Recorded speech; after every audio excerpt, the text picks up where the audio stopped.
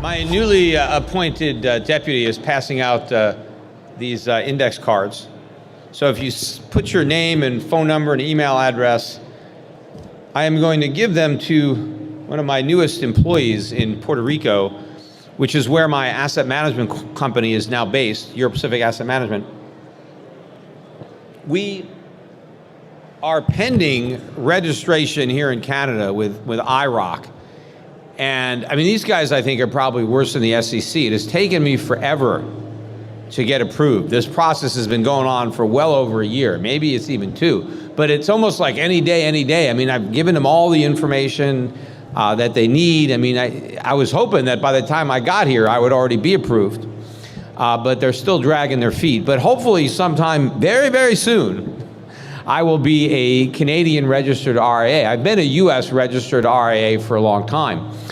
But when I get registered, all of my mutual funds, I have 5 funds in my family, all of them will be purchasable in Canada through any brokerage platform. You'll be able to go in there and buy any of my funds. Including in particular, relevant to this conference is my gold fund. I have a gold fund that is managed by Adrian Day. He's also a speaker here at this conference. Maybe he's here, I don't know if he's here. If he is, he could take a bow. He's done a great job managing the fund for us. We have 5 stars in Morningstar. I actually got a plaque from Lipper because we had the #1 gold fund for 5 years, ended December 2018, and the 3 years that ended that time period. And that was the whole time we had the fund. So we had it for 5 years and we were #1. So we got a great portfolio of gold stocks, but Canadians have not been able to invest. So that should change relatively soon as we get approved. And we also are going to be accepting Canadian accounts. I have been rejecting Canadian accounts for years because we weren't registered there. I don't have to register in Europe or other countries, and we have a lot of international clients, but we haven't been able to take any Canadians. We've been turning them down. But once I get registered, Euro Pacific Asset Management will be directly opening up Canadian accounts, so you can put your equivalent, I forget what you call the Canadian IRAs, but we could do those, and we'll be just like any other Canadian investment advisor, except we're based in Puerto Rico. So fill out these cards, and as soon as we're registered, you'll be #1 at the top of our list. I do have thousands and thousands of Canadians that ultimately we need to get back to, but these cards will put you to the top of the queue as far as getting accounts set up, whether it's my funds or a separately managed account. So anyway, let me get into my talk now that I guess it's time to start. And I will collect these when the talk is over. If you have questions though for me, save them for tomorrow. I'll be at my booth. Actually, it's the Gold Money and Monet booth. I'll be there most of the day.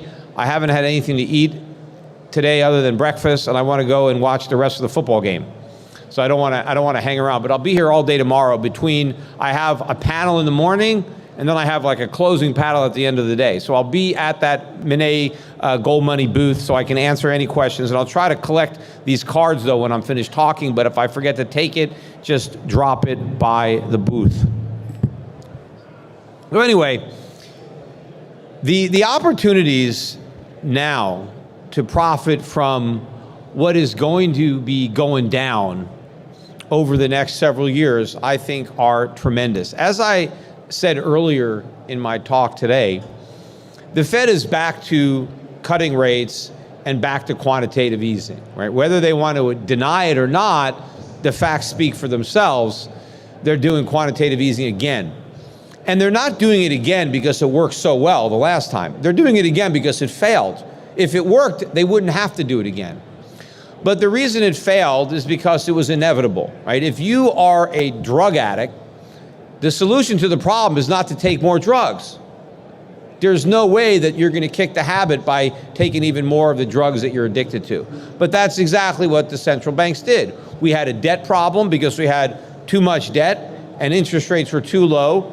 And the government solution was, well, let's go deeper into debt by keeping rates even lower. So they took an addict and they increased the level of the addiction.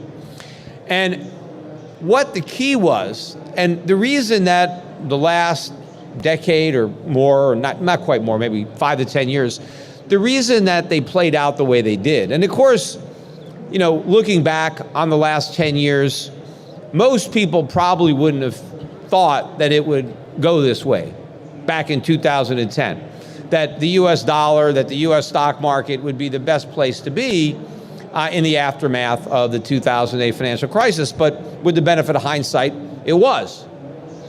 But the key was the belief, the widely held belief, that the central bank's policies, particularly the Fed's policy, actually worked.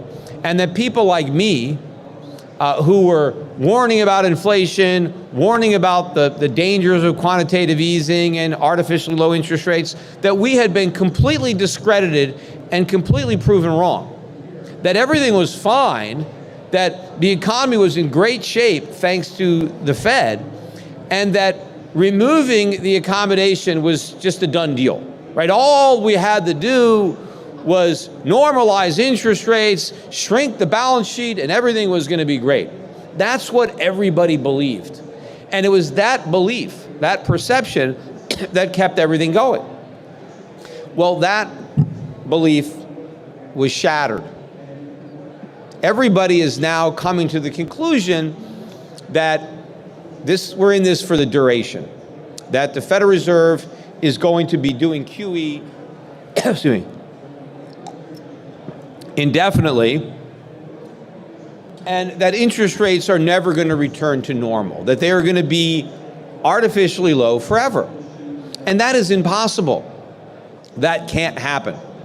Now, right now, the markets are not really coming to terms with that. They just think, well, it's okay, right? QE was good for the markets. It was good for the economy. Artificially low interest rates have been good, so it'll be good in the future.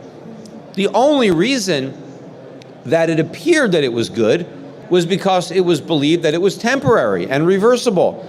It wouldn't have been so good had people known from the beginning that this is where we were going to be, that the Fed was just talking, that it was bluffing, that it had no ability to normalize rates, that there was no exit strategy. So now the markets are going to discover this, because as the dollar starts to fall, and it will fall, it should have fallen this year, but it didn't. I mean, it fell in terms of gold. Gold had a strong year in 2019, but the US dollar kind of held water, treaded water rather, against other fiat currencies, despite the fact that we did the about face on interest rates and QE. But the dollar's not out of the woods. The dollar is going to fall. It has to. And inflation, or at least the way it's measured by the CPI, is going to rise, right? I mean, we're right now at around 2%, which supposedly is the ceiling, but that's now the floor. But inflation is going to pick up. And as the dollar starts to fall, of course, that's going to put even more upward pressure on prices, commodity prices, a lot of the things that we import. And this is going to be like a snowball kind of rolling down a hill. And as it rolls down, it gets bigger and bigger and bigger, and it gathers momentum, and it becomes much more destructive as it becomes, this huge ball that starts crushing everything in its path. That's where we're headed. Because once everybody knows that the Fed has no ability to control inflation, has no ability to raise interest rates or shrink its balance sheet, that's the end of it. Right? Because people were willing to hold the dollar so long as they believed that the Fed had the ability to defend its purchasing power. Well, not only does it no longer have the ability to do that, it doesn't even have the desire to do that. It doesn't even pretend that it wants to do that. The central banks, not just the Fed, but the Fed is saying, we want inflation, 2% a year is a minimum. We want more. So they're telling you that you're guaranteed to lose if you are going to hold dollars. So once this thing gets started, it's going to implode. And this means a lot, because once the US loses control of the dollar, they've lost control of everything. Because the ability to artificially suppress interest rates the key to that is the dollar. The world has to want the dollar because they have to create dollars to buy treasuries. That's how they suppress interest rates. That's how they enable larger deficits. That's how they enable corporations to keep on going deeper into debt to stay afloat, even though they don't have any profits. Look at all these US businesses that don't generate profits. How do they stay in business? Because they can keep on borrowing money, or they can keep on tapping into the equity markets for capital. But why is capital so cheap for money-losing companies? Because the Fed is artificially suppressing interest rates. It's almost ironic that by creating inflation and printing money, they're actually helping to keep consumer prices down, because they enable companies to keep selling products at a loss because they can tap into these markets. But they can't do this indefinitely, because once the markets lose confidence in the dollar, well, then the Fed just can't keep monetizing the debt anymore, because they're creating money that nobody wants. They can prop up the bond market only so long as the dollar doesn't tank. But once the dollar starts falling, then the party is over. And that is where we're headed, right? And the opportunities, obviously, to make money here are pretty obvious, right? Gold is going to go through the roof in a dollar crisis. Because once the dollar starts to fall and it's down for the count, the dollar is going to lose its status as the reserve currency of the world. And that has profound implications, not only for the United States, but for the rest of the world. Now, for the United States, the implications in the short run are very bad. For the rest of the world, it's actually good. It may be a little disruptive, but it's actually a good thing, because America has benefited from this status to the detriment of everybody else, because we've been able to live beyond our means, and that means the world has made that possible by subsidizing excess U.S. consumption and excess U.S. borrowing. So this whole thing is going to come to an end as the dollar starts to fall. And of course, as I mentioned earlier, it's happening at a very bad time politically. Everything's going to get blamed on capitalism, on free markets, on tax cuts, on deregulation. And as this whole thing unravels, Americans are going to look to government and socialism and more central banking, more money printing as the solutions to the problems that we're going to be finally experiencing the consequences of. And I think it's also interesting, if you look at the markets, right? The price of gold, since it bottomed out in December of 2015, price of gold is up by 50% in the last 4 years. 50% gain in the price of gold. Americans couldn't care less about a 50% gain in the price of gold, because the S&P has gone up more. Maybe the S&P has gone up 70%. But if you look at all the other foreign markets, they haven't done 50% in the last 4 years. The US market has. But gold has beaten just about every other stock market. Also, if you look at the price of gold, even though the price of gold has moved up 50% in US dollars, it's not at a record high in US dollars. But it's at a record high in just about every other currency. It's at a record high in Canadian dollars. That's why if you look at sales, the Perth Mint has a physical gold business. And they just had a record year in 2019. Sold more physical gold coins than they've ever sold. The US Mint just had a record year in the other direction. They had the worst year they've ever had. So the whole world is buying gold except for Americans. And I know that from personal experience, because I have a gold company, Shift Gold, and most of our customers are Americans, and we've had a bad year. We've had many bad years, and it's not just me. I mean, we're actually gaining share. The wholesalers are telling me that I'm doing better than my competition, that my sales are not off as much as a lot of other people's sales.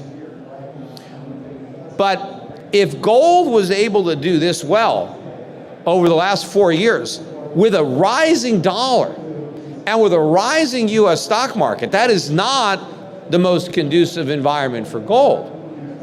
If gold can do this well when the US dollar is rising, imagine what's going to happen to gold when the US dollar is falling. Because gold and the dollar compete with one another. Because gold is a potential replacement for the dollar as a reserve. And when a lot of people start to think about this whole idea of the dollar losing its reserve currency status, they always think in terms of, well, what currency could take its place? and then they just assume that the dollar is going to reign supreme forever, because they can't imagine the euro replacing the dollar with all the problems in the Eurozone. They can't imagine it's going to be the yen with all the problems in Japan, or the Chinese RMB with all the problems there. So what else could it be, right? Well, they're overlooking the obvious choice, and that is gold. Gold was the primary monetary reserve before it became the dollar. It wasn't the pound sterling. It wasn't like the pound was the reserve. The gold was the reserve for everything. And America took the world off the gold standard because we had all the gold, and the dollar was not only backed by gold, but was convertible on demand into gold. The dollar was as good as gold. At least that's what we told everybody until we screwed them, right? And defaulted on our commitment. In 1971, we told everybody, we're not going to give you any real money for your dollars. It's just monopoly money now. And the dollar was marked down substantially during the 70s, but then it kind of found a floor, and it continued to be the reserve, and that's what enabled the explosion of debt in the United States. We could create money. It's like writing checks that nobody ever cashes. How well could you live if you had a checkbook and you could write as many checks as you wanted, and you didn't even have to have any money in the bank, because nobody cashed those checks. Nobody even cared that you didn't have any money in the bank. They kept taking them, right? So we built up this whole phony economy with these bum checks. But when the dollar loses its reserve status, this whole phony economy comes tumbling down, and this has got some profound implications. But if gold is going to get remonetized, which it is going to, right, all the world's fiat currencies are going to go back to being legitimate currencies, right? Because right now, you have one fiat currency backed by another fiat currency. Well, how do you back the euro with the dollar if the dollar itself is backed by nothing? Right? You have to back it with something. And central banks, and that's why they're buying. There are a lot of smart central banks that continue to buy gold. They are preparing for the day that they need that gold to give value to their paper so that they don't have a complete collapse of confidence. Because all this is based on confidence. Right? And if the confidence goes, then all the purchasing power goes. So central banks are getting ready. And so the price of gold is going to go way up. It's not just going to 2,000, it's going much higher. And you can see that if you look at all the assets, look at this global stock market, look at global GDP, look at all these other financial assets, and then look at the price of gold. And you can see that all these assets are overpriced in terms of gold, right? Gold is a very honest way to measure asset prices, right? You can't really measure them in dollars or euros or yen, because you don't have a stable ruler, because the currencies keep losing value, they keep creating them. But gold is very stable, and you can measure value over time in terms of ounces of gold. And you could look at the bubbles that have been blown by central banks, and there's only two ways that they can be resolved. The price of everything else comes crashing down, or the price of gold goes up. And the path of least resistance politically is for the price of gold to go up, because the alternative is, a financial crisis like 2008, only much, much worse, and with no bailouts. Now, no politicians have the stomach for that. They're not going to swallow that kind of medicine. So they're all going to turn to inflation. That's the easy way out. That's what politicians have been doing for years. The thing is, it never works, but that doesn't mean they're not going to try it. They just get backed into a corner, and they have no expedient alternative. And so we're going to have a paper collapse, and gold's going to go way up. And that's how we're going to have a monetary reset. And so it's not that we get widespread default on debts. That would be better. The debtors are going to be repaid in money that has very little value. So before that happens, you want to cash in all those paper claims, and you want to get real gold. Right? Who knows where the price is going to go? I used to predict $5,000 an ounce, and people like to say, "Oh, Peter, see, he was wrong." Look, I was predicting 1,000 when it was under 300. I did not expect that we would kick the can down the road for this last decade, so I did think we would have got to 5,000 sooner. But my upside target is now much higher, because the problem is so much bigger than it was in 2008. And the opportunity to maybe do the right thing is so much smaller. And so 10,000, 20,000, these kind of numbers are clearly not off the table for the price of gold. And of course, that means the price of silver is going to be moving up even more. The best opportunity, though, I think, is going to be in the gold stocks. That's where you're going to see not only the 10 baggers, but the 50 baggers, 100 baggers. I mean, I think the amount of money that people are going to ultimately make in this space is going to be phenomenal. Because there is just no optimism really in this sector at all. I mean, other than the die-hard gold bugs. But from my vantage point, looking at professional investors, looking at the hedge fund community, looking at the big endowments or the pension funds, nobody is involved in gold stocks or even physical gold. It's the last thing on anybody's radar. In fact, I was watching this interview on CNBC, and I forget the name of the person who was interviewing. It was the CEO of Newmont Mining. And then all of a sudden she looked at Newmont Mining. She said, oh, stock was up 50% last year. Oh, did anybody know that? I had no idea. I wonder if I should put that on my screen and start to follow it. Like, people are clueless about what's going on in gold and silver. In fact, gold stocks beat the S&P 500 last year by about 35%. I think the S&P was up about 30%. Typical gold index, GDX, XAU, it was up 40%. It beat the S&P. Gold stocks have beat the S&P for the past 2 years. And I think for the past 4. So if you start counting January of 2016, you're better off in gold stocks than the NASDAQ even. Most people don't know that. But gold stocks aren't expensive. They're actually cheaper than they were when 2019 began. The S&P went up 30% last year, and S&P earnings went down 1%. So stocks are much more expensive, yet people are, want to buy them. Gold stocks, I said they went up about 40%. The earnings went up about 80%. So they're more expensive. I mean, they're cheaper. Gold stocks are cheaper, even though they went up. Now, year to date, so far in 2020, gold's up about 2.5%. Gold stocks are down more than that.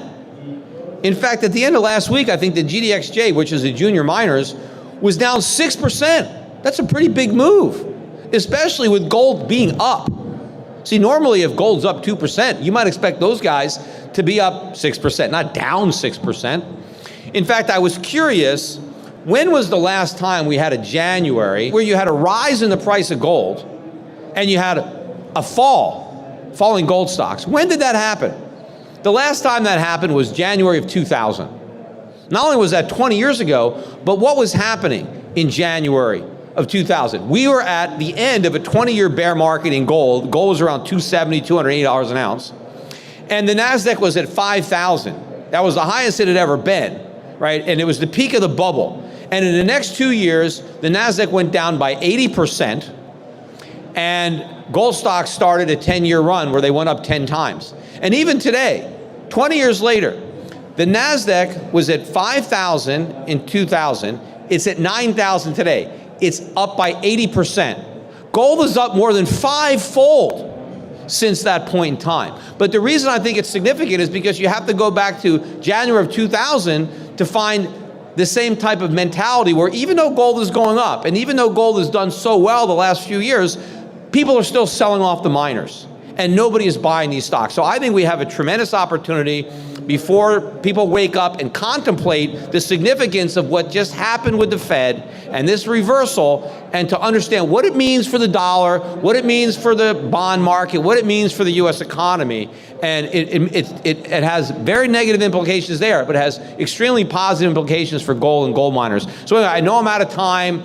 Again, fill out the cards. We have separately managed accounts that we're going to be running for Canadians, where I invest in not only gold mining stocks, but all sorts of dividend-paying stocks all around the world that I think are going to be a refuge from this crisis. Nations that I think are better positioned to weather the storm and prosper as you see this massive transition away from the U.S. To a lot of the emerging economies that are now going to be consuming what they produce and investing their own savings rather than squandering them in US dollars. So fill out those cards, and again, we have separately managed accounts also in gold stocks. So if you don't want to be in a mutual fund, we have separately managed accounts that Adrian Day is also managing. We'll be doing that for Canadians as well. And anyway, thanks everybody. I'm going to collect the cards. And remember, tomorrow I will be at the Gold Money and the Monet booth. By the way, if you want to check out my Gold Money cufflinks, these I bought from Monet, rather. These are my 24-karat gold cufflinks, which have done very, very well. Since I bought them, I could sell them for more than I paid for them. And meanwhile, I got a lot of use out of them.